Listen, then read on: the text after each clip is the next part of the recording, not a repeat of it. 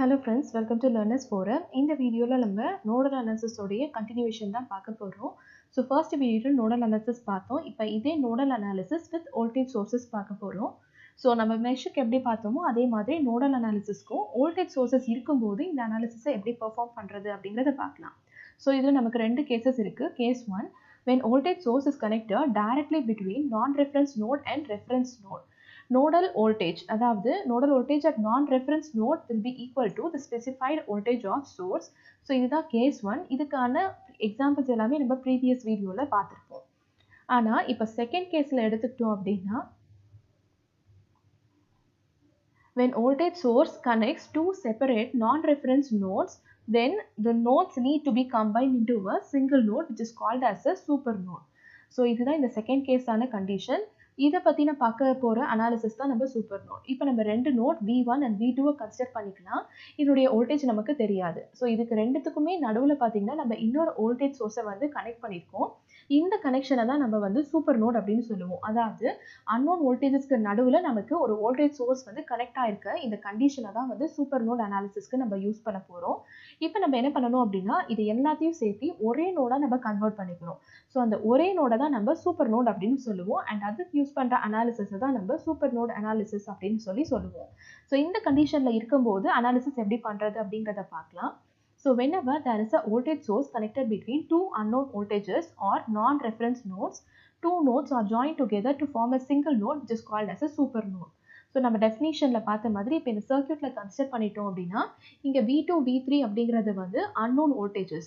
So இதனுடைய value என்ன அப்படிங்கிறது நமக்கு தெரியாது. இது ரெண்டுத்துக்கும் நடுவில் இப்போ நமக்கு ஒரு வோல்டேஜ் சோர்ஸ் வந்து அவைலபிளாக இருக்கு. ஸோ இந்த மாதிரி ஒரு வோல்டேஜ் சோர்ஸ் வந்து ரெண்டு நான் ரெஃபரன்ஸ் நோட் ஆர் அன்னோன் வோல்டேஜஸ்க்கு நடுவில் இருக்கும்போது இதை தான் நம்ம சூப்பர் நோட் அப்படின்னு சொல்லுவோம். ஸோ இதில் யூஸ் பண்ணுற அனாலிசிஸ் தான் நம்ம சூப்பர் நோட் அனாலிசிஸ். ஸோ இதை என்டையராக நம்ம ஒரே நோடாக கன்சிடர் பண்ணிக்க போகிறோம். அதை தான் நம்ம சூப்பர் நோட் அப்படின்னு சொல்லுவோம். ஸோ இதுதான் வந்து இந்த பர்டிகுலர் சூப்பர் நோட் அனாலிசிஸில் ஃபாலோ பண்ணக்கூடிய ஃபர்ஸ்ட் ஸ்டெப். ஸோ இப்போ இதனுடைய ப்ராப்பர்ட்டிஸ் பார்க்கலாம். First one, it does not have well defined voltage. So நம்ம இங்கே நமக்கு V2 வேல்யூ தெரியாது, V3 வேல்யூ தெரியாது. ஸோ இது எல்லாத்தையும் சேர்த்து நம்ம ஒரு நோடாக கன்சிடர் பண்ணிக்கும் போது கண்டிப்பாக அதனுடைய வேல்யூ நமக்கு தெரியாது. ஸோ அந்த சூப்பர் நோடில் என்ன வோல்டேஜ் இருக்குன்னு தெரியாது நமக்கு. ஸோ அதுதான் it does not have well defined voltage அப்படிங்கிறதுக்கான அர்த்தம். நெக்ஸ்ட் இங்கே நம்ம KVL அண்ட் KCL ரெண்டு லாஸுமே வந்து அப்ளை பண்ணாதான் அந்த சூப்பர் நோடில் எவ்வளோ வோல்டேஜ் இருக்குது அப்படிங்கிறத கேல்குலேட் பண்ண முடியும். So current law and voltage law ரெண்டுமே வந்து இதில் நம்ம அப்ளை பண்ணி தான் சால்வ் பண்ண போகிறோம். ஸோ ரெண்டுத்துக்கும் காமனாக இப்போ V அப்படிங்கிற வோல்டேஜை வந்து நம்ம சூப்பர் நோடில் இருக்கிற வோல்டேஜை எடுத்துக்கிட்டோம் அப்படின்னா அதை கேல்குலேட் பண்ணுறதுக்கு தான் இந்த KVL அண்ட் KCL வந்து நம்ம யூஸ் பண்ணுறோம். Next any circuit elements, for example இப்போ ரெசிஸ்டர் எடுத்துக்கிட்டோம் அப்படின்னா it can be placed in parallel with the super node அப்படிங்கிறது பொசிஷன் வைஸாக வந்து கொடுத்துருக்காங்க. So next KCL is satisfied at super node. So எந்த சூப்பர் நோட் எடுத்துக்கிட்டோம் அப்படின்னாலும் அதில் நம்மளுடைய Kirchhoff's current law வந்து சாட்டிஸ்ஃபை ஆயிருக்கும். And within the super node, the voltage difference between any two nodes is always equal to 0.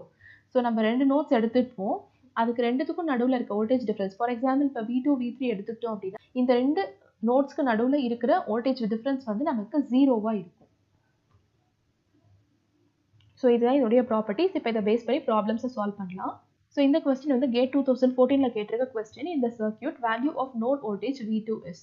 So இதில் பார்த்தீங்கன்னா V2 நமக்கு இங்கே இருக்கு, இந்த V2ஓட வேல்யூவை தான் நம்ம கேல்குலேட் பண்ணணும். ஸோ இந்த சர்க்யூட்டில் நமக்கு சூப்பர் நோட் அனாலிசிஸில் எக்ஸிஸ்ட் ஆகுதான் செக் பண்ணணும். V1 V2க்கு நடுவில் நமக்கு இங்கே வந்து ஒரு வோல்டேஜ் சோர்ஸ் இருக்குது. ஸோ அதனால சூப்பர் நோட் அனாலிசிஸ் தான் நம்ம இங்கே வந்து யூஸ் பண்ணணும். ஏன்னா இங்கே நமக்கு இப்படி ஒரு சோர்ஸ் வந்து கனெக்ட் ஆயிருக்கு. ஸோ இதை வந்து நம்ம சூப்பர் நோடாக கன்சிடர் பண்ணிவிட்டு இதை வந்து சிங்கிளாக ஒரே ஒரு நோடாக இருக்கிற மாதிரி நம்ம கன்சிடர் பண்ணிக்கணும்.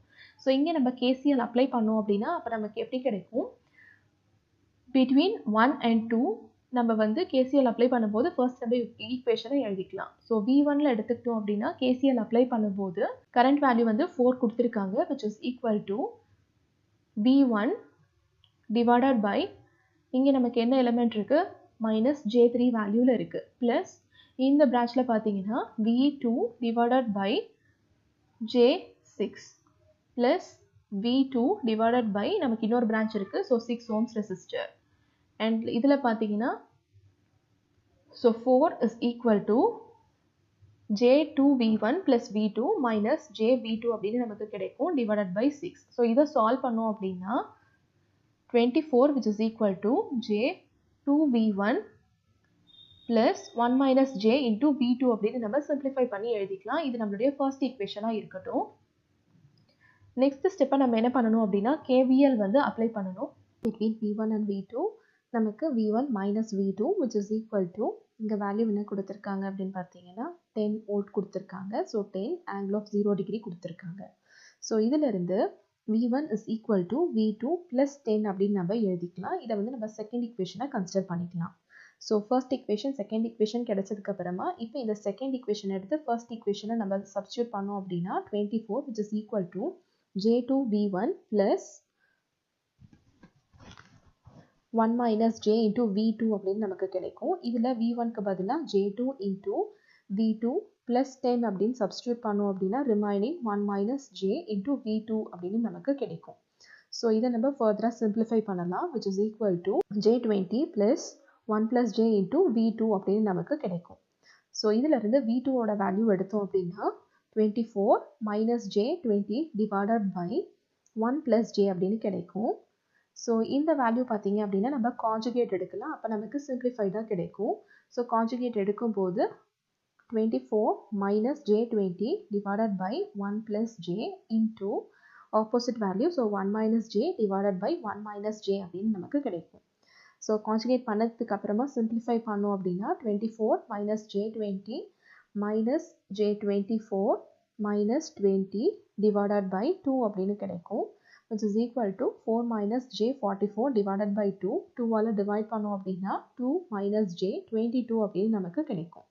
ஸோ இதுதான் v2 உடைய value. Third question, in the circuit below what will be the voltage at the dependent source, that is the current source. So இங்கே பார்த்தீங்கன்னா நமக்கு சோர்ஸ் வந்து டிபெண்ட்டாக கொடுத்துருக்காங்க 2 into ix அப்படின்னு நமக்கு இந்த மாதிரி இருக்குது. இந்த மாதிரி கண்டிஷனில் ப்ராப்ளம்ஸை எப்படி சால்வ் பண்ணணும் அப்படிங்கிறத பார்க்கலாம். ஸோ ஃபர்ஸ்ட்டு நம்ம என்ன பண்ணணும் அப்படின்னா இந்த நோட் கன்சிடர் பண்ணிக்கலாம்.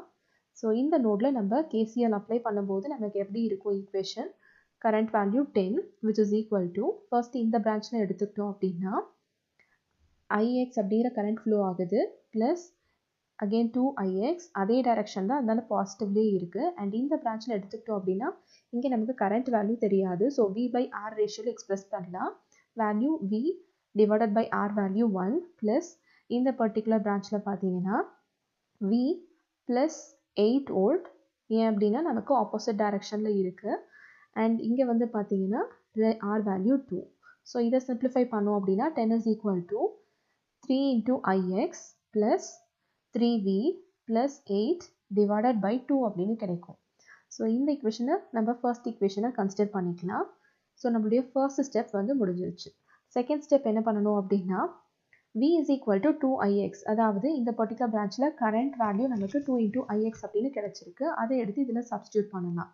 ஸோ நமக்கு 10 which is equal to 3 into ix plus 3 into v value 2 into ix அப்படின்னு கிடைச்சிருக்கு plus 8 divided by 2. இதை சிம்பிளிஃபை பண்ணோம் அப்படின்னா நமக்கு ix which is equal to 1 amperes அப்படின்னு நமக்கு கிடைக்கும்.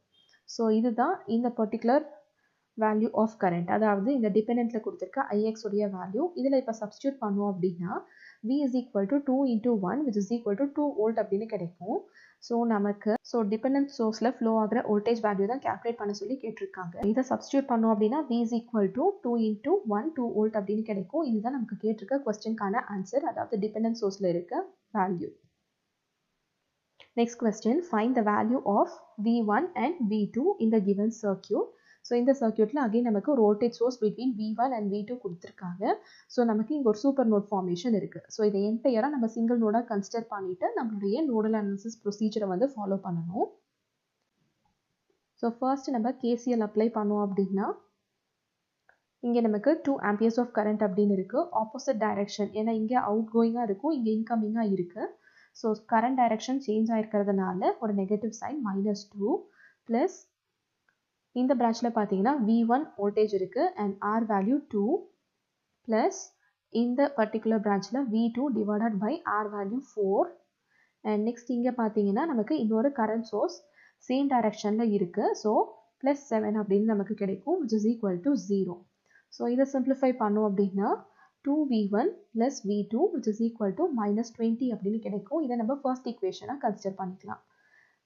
ஸோ நம்மளுடைய ஃபர்ஸ்ட் ஸ்டெப் முடிச்சாச்சு. செகண்ட் ஸ்டெப் நம்மளுடைய சூப்பர் நோடை கன்சிடர் பண்ணிவிட்டு அங்கே நம்ம கேவிஎல் அப்ளை பண்ணணும். ஸோ இதுதான் நம்மளுடைய super node. So super node எடுத்துக்கிட்டோம் அப்படின்னா between v1 and v2 we have a voltage source of value 2 volt. So இதுக்கான ஈக்குவேஷன் நமக்கு எப்படி இருக்கும்னு பார்த்தீங்கன்னா v1 plus 2 which is equal to v2 எடுத்துக்கலாம். இல்லை அப்படின்னா v1 minus v2 is equal to minus 2 அப்படின்னு எடுத்துக்கலாம். ஸோ சைன் சேஞ்சஸை பொறுத்து இந்த மாதிரி நமக்கு ஈக்குவேஷன் கிடைக்கும். ஸோ இதை நம்ம செகண்ட் ஈக்குவேஷனாக எடுத்துகிட்டு இப்போ ஃபர்ஸ்ட் செகண்ட் ஈக்குவேஷனை சால்வ் பண்ணலாம். இங்கே 2v1 plus v2 is equal to minus 20 அப்படின்னு இருக்குது. இங்கே v1 minus v2 is equal to minus 2 அப்படின்னு நமக்கு இருக்குது. ஸோ இதை சால்வ் பண்ணோம் அப்படின்னா 3v1 which is equal to minus 22 அப்படின்னு கிடைக்கும். So v1 is equal to minus 22 divided by 3. So first v1 value நம்ம கேல்குலேட் பண்ணியாச்சு. ஸோ இதை எடுத்து செகண்ட் ஈக்குவேஷனில் நம்ம அப்ளை பண்ணலாம். v2 is equal to minus 22 by 3 plus 2 அப்படின்னு நம்ம சப்ஸ்டியூட் பண்ணோம் அப்படின்னா minus 16 by 3 அப்படின்னு v2 நமக்கு கிடைக்கும். ஸோ இதுதான் v1 v2 உடைய வேல்யூ. ஸோ இங்கே பார்த்தீங்கன்னா நம்ம v1 v2 அப்படின்னு ரெண்டு நோட்ஸ் இருக்குது. ரெண்டுத்துக்கும் நடுவில் ஒரு வோல்டேஜ் சோர்ஸ் இருக்குது.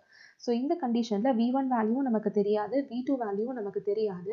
ஸோ இந்த கண்டிஷனில் சூப்பர் நோடை நம்ம எப்படி அப்ளை பண்ணணும் அப்படின்னா இந்த KCL KVL அப்ளை பண்ணுறது மாதிரி இந்த என்டையர் வேல்யூவை, அதாவது இந்த என்டையர் நோடை நம்ம சிங்கிள் நோடாக கன்சிடர் பண்ணிக்க போகிறோம். அதுதான் நம்மளுடைய சூப்பர் நோட். அங்கேருந்து இந்த மாதிரி நமக்கு பிரான்ச்சஸ் வந்து டெர்மினேட் ஆகிற மாதிரி கன்சிடர் பண்ணிட்டு தான் இந்த ப்ரொசீஜரை வந்து நம்ம ஃபாலோ பண்ணுறோம். ஸோ இந்த மாதிரி அவுட் கோயிங்கில் கன்சிடர் பண்ணிவிட்டு எவ்வளோ சோர்ஸ் கரண்ட் இருக்குது அப்படிங்கிறத வந்து நம்ம பொறுத்து ஈக்குவேஷன் வந்து ரெப்ரசென்ட் பண்ணணும். அதாவது ஒரு பிரான்ச்லேயும் நமக்கு என்ன எலமெண்ட்ஸ் இருக்கோ அதை பொறுத்து நம்ம கரண்ட் வேல்யூவை வந்து ரீப்ளேஸ் பண்ணணும். கரண்ட் சோர்ஸ் இருந்தால் டைரெக்டாக எழுதிக்கலாம், இல்லை அப்படின்னா v/rல நம்ம ரெப்ரசென்ட் பண்ணிக்கலாம்.